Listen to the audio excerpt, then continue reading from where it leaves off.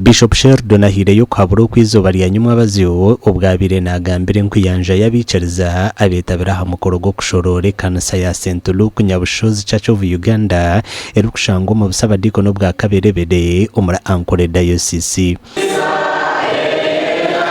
kore ibintu bicemere kora hata barokore tubire nshimanya nibo bakukira kukangara wayetantara amarwa sigara obushambani hata honomerera konkati hatahire muki echendwarezi ezibakweta silent killers hanza atwara n'abarokore bitu konkana batakunywa sigara n'abatakunywa marwa wabotera inzire byorukuriya niwe norakukora kugenda omukoro gwishirweho n'abantu bakora bari minister w'ihanga urukujunaniza ubwe by'obuhinji oburisana n'obujubi Lieutenant Kano Bright Rwamirama washabira abantu okuhereza mukama kama zikwera busha tino oburkora rose wanohereza mukama nuzihomu mukama garika zireta stumu sunagwe ni shasha bunonga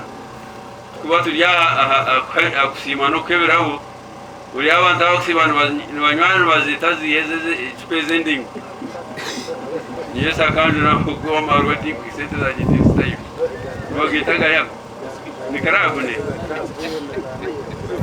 abakuza nywaza nairo na za karabu na bwa muchomo na bwa mpoka abakushoza emitwaro 30 burizore yakwata isente yazishororo ya mwaka akarukuma bantu yata mwezi ndazigaramo ayibambe Yesu tatwasimaranga munonga habwera izoba rango warishikiriza ikanisa yitu ekabasa kushororwa umureberezi wa katanu wa Ankole Diocese kandi nsima bakristayo bona babasize kutwasa kombe kanisa ejika omakuragandi obureberezi bwa West Ankole Diocese izobe rya nyuma abazyo nabwo bwigwire hwirwa Rorisia ahari Katungu eryo kujanja babana hamwe n'abakazi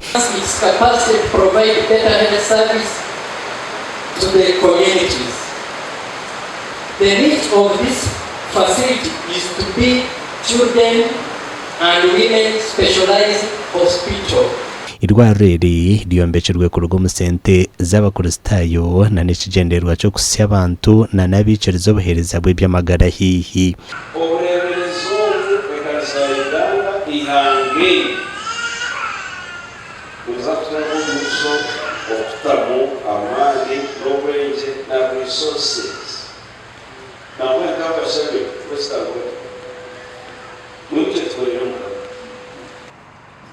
very many places where we see God healing people. There is through the New Testament. Jesus himself, in Matthew 4:23. Orukura Dream Team ya West Ankole Diocese kandojwekire omujenyi mukuru Dr. Diana Atwine Commissioner Winston Katushabe ashabira bicuriza okongera mano mbetaka kozerwe. My principle is that we should look ahead and look at challenges. Wagmano ishonga mnonga noleba mchama ne Dream Team tolechirwa ro tayepekeni ya Bishop tayepekachi people get forward. So the lack of our West Ankole, regardless successes, let's look at challenges ahead. Asa sara na family dando kanisa tinkweba okushara Johnson mwana mchara wawe Joy amakuru agagasha kwa Sengendo Abdukarimu na Abraham Muganzi.